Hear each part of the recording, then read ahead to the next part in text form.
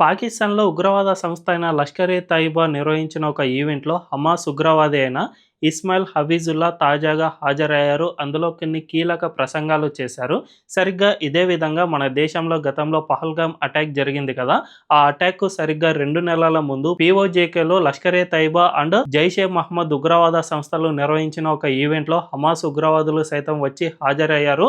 అందులో కొన్ని ప్లాన్‌లు రచించారు. ఆ తర్వాతనే మన దేశంలో పహల్గామ్ అటాక్ జరిగింది కాబట్టి ఇప్పుడు కూడా ఈ హమాస్ నేతలు పాకిస్తాన్‌లో ఈవెంట్‌కు హాజరవుతూ ఉండటం వల్ల మన దేశంలో భవిష్యత్తులో ఏమైనా ఉగ్రవాద దాడులకు వీళ్ళు ప్లాన్ చేస్తున్నారా అనే అనుమానాలు కలుగుతూ ఉన్నాయి. అయితే ఈసారి గనక పాకిస్తాన్ మన దేశంపై ఉగ్రవాద దాడికి గనక పాల్పడితే మన దేశం ఆ దేశాన్ని ఎట్టి పరిస్థితుల్లోనూ వదిలిపెట్టదు. ఇప్పటికే ఆఫ్ఘనిస్తాన్‌లోని తాలిబాన్లు పాకిస్తాన్‌కు చుక్కలు చూపిస్తూ ఉన్నారు. మరోవైపు బలూచిస్తాన్ రెబెల్స్ సైతం ఆ దేశంలో ఆర్మీని వెంటపడి మరీ తరిమి కొడుతూ ఉన్నారు.